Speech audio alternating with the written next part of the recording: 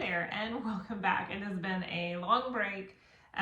Just life, no reason in particular. Everything has been good. It's just as a mom with 2 kiddos and running a house and CC and all the things,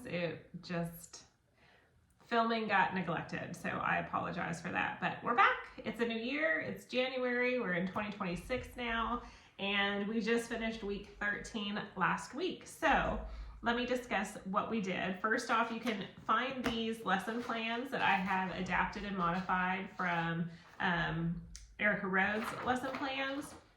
I've just tweaked them a little bit. Those are all in CC Connected under the forums. And then if you just search my name or look up week 13 lesson plan essentials, you should be able to find it too. So the first thing we did was prayed, and then we looked at our joke of the day, which was this week, I did something a little differently. I thought it'd be fun to show the kids this instead, which says, help a thief. And then, yay, they're excited because they think they're gonna get some help. And then, why aren't you arresting him? Commas, ladies. So if you look back at the beginning, it says like, help a thief versus help a thief. So that was kind of funny because that tied into today's or week 13's lesson regarding commas as well when we talk about adverbs, this is the book that I read at the very end of class, time allowed for that. So we did that together. Okay, so because we are coming back after a pretty long week, one of the first things I did was review our expectations for the year.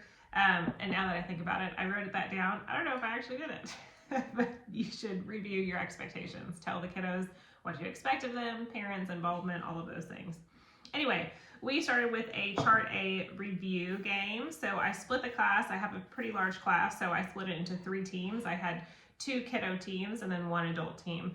So the adults and the kids all raced together to see who could fill out a blank Chart A as fast as they could. So in the group, in the circle, the first person has Chart A, they have something to write with, and they just write one thing. Then they pass it to the next person, they write one thing. And then it goes all the way around until the whole Chart A is complete. So whichever team got it first, they just got an applause, and that's what we did for that. And then we dove into a new SVT IO pattern. So we kind of reviewed briefly what have we learned so far, looking at Chart A, seeing what we have done, now leading into this. We started with the sentence, and I had this printed out and gave it to each kiddo on an ATS sheet that says, Mom made cookies. And once we started there, we just said, okay, who or what is the sentence about? Mom. What is being said about mom? Mom made. Is the action of making being transferred to something? Yes, the cookies. So mom made what? Cookies. So that is our direct object. So since the action is transferred, we have a verb transitive. So our pattern is an SVT IO.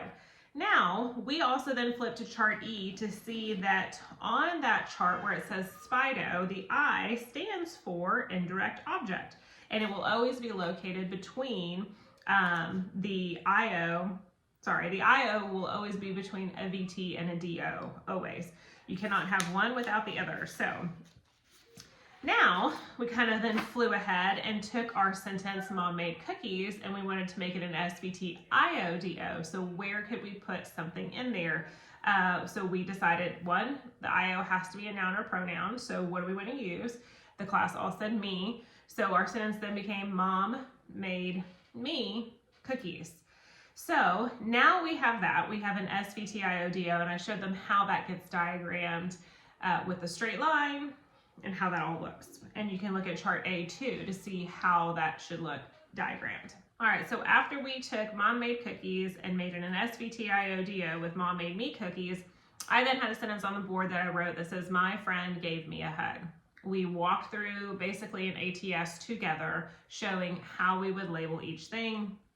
Who or what is the sentence about? Friend, so is that a noun or a pronoun? Well, where it's a noun, so we're gonna label that SN. What is being said about friend? Well, the friend gave, so that's a verb. Is that being transferred to something? Yes. What? A hug, so that's our DO, so that means our verb becomes a verb transitive. And then we look at, is anyone or anything receiving the DO, receiving the hug? Yes. me. So you could also ask it, friend gave a hug to whom? Well, to me. So that's our IO. So then when we diagrammed it, the my is jutting down below the word friend because that's an adjective describing which friend, my friend. And then we have gave me hug, and coming off of hug is a hug. That's another adjective that was in that sentence describing which hug, a hug. Then we talked about the complex sentence structure. So I talked about how, again, we've already kind of discussed, we have a simple, we have compound, and then we move into complex. So we have discussed, though, between what a phrase and a clause is. So we just refresh that real quick, that a phrase has no subject and no verb, whereas a clause does. It has a subject and a verb. So we then talked about the two types of clauses. So again, a clause has a subject and a verb. So we have two types. We have an independent and subordinate or dependent. And it's kind of like a house. You can't have a balcony without the house, so that's like your dependent or subordinate clause. It has a subject and a verb, but it does not make sense on its own. It has to attach itself to something. Again, like a balcony needs a house, it can't exist without the house to connect to it. So if we had the sentence, Mom made me cookies because she loves me. Mom made me cookies is your independent clause, whereas because she loves me, if you just pulled that out on its own, because she loves me, you're left confused. You don't know what this is talking about. So that is not a complete sentence yet. However, because she loves me, we do have a subject and a verb. So it shows that it is a clause. That is a subordinate clause. It is dependent upon that independent clause to make sense and be a sentence altogether. Mom made me cookies because she loves me.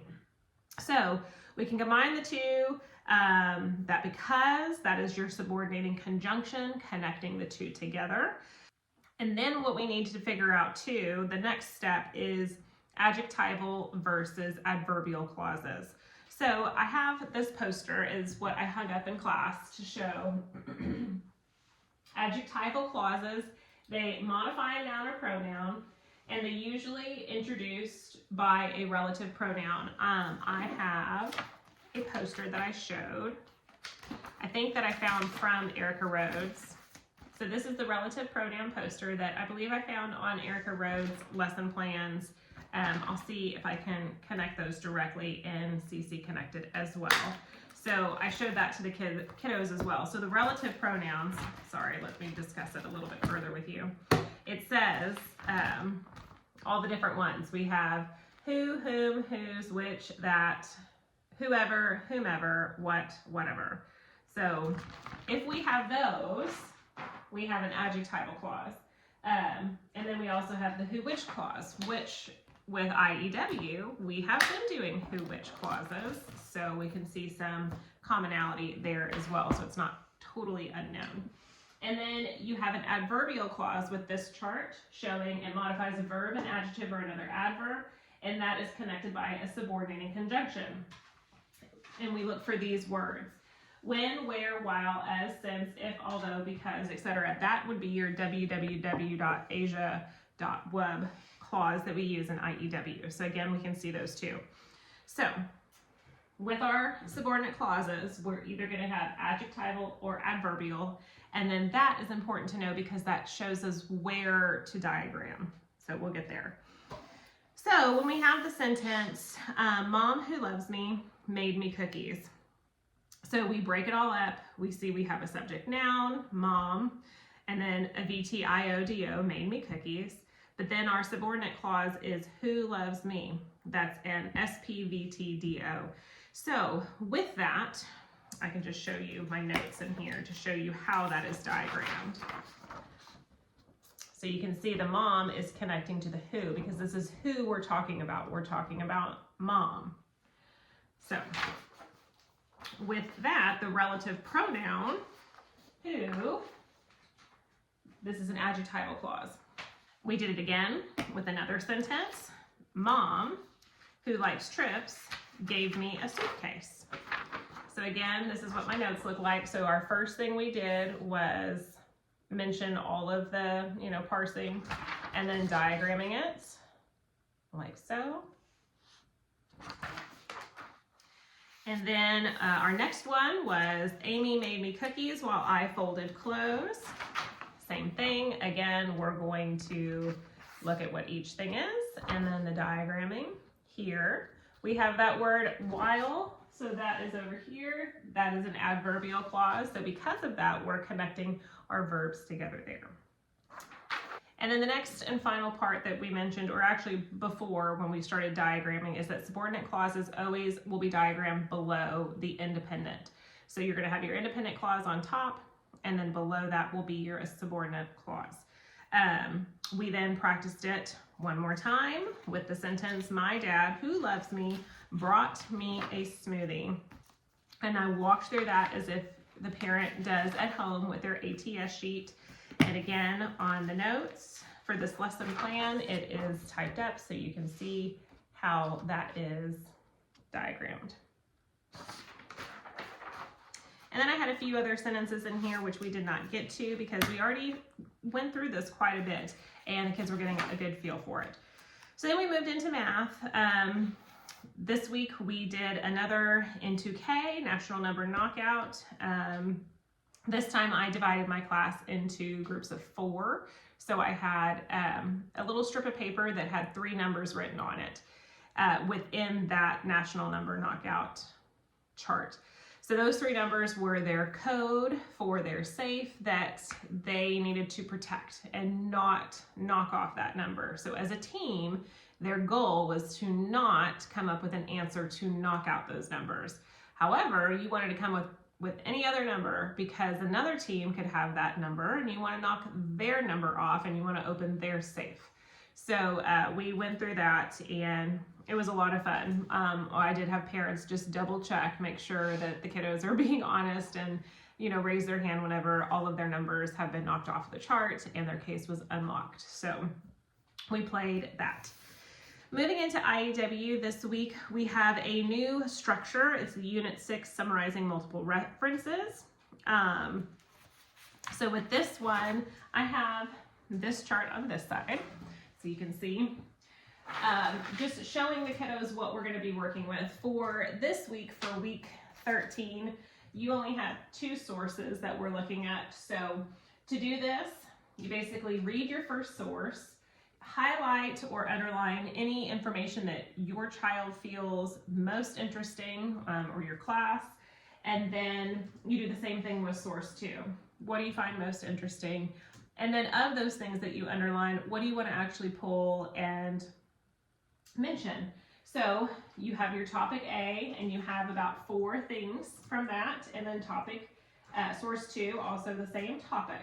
So you need to have the same topic on both, expanding on that. And then you take those things and you make a fused outline. So we did that.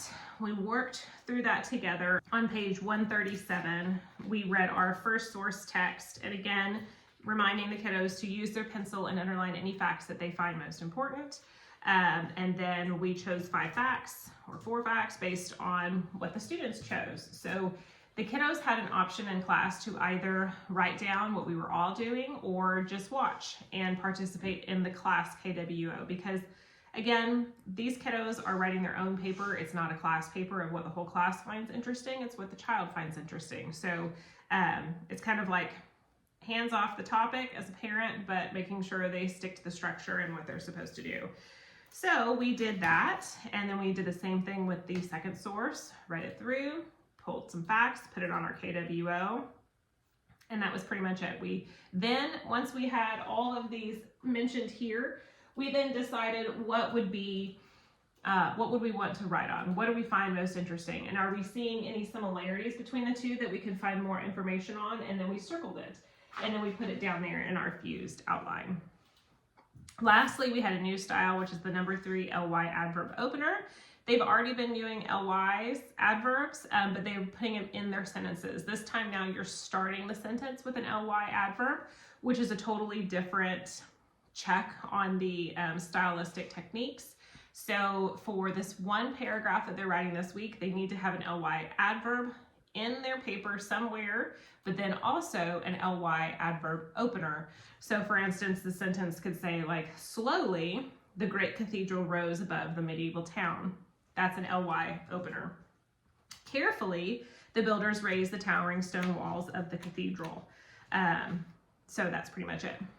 And then again, I had a few minutes at the end of class to read this book, Dearly, Nearly, and Sincerely, What is an Adverb? I like this one because there was ly adverbs at the beginning of a few sentences in here that I thought was really, here we go. This page kind of really shows that off. So you can see what it looks like.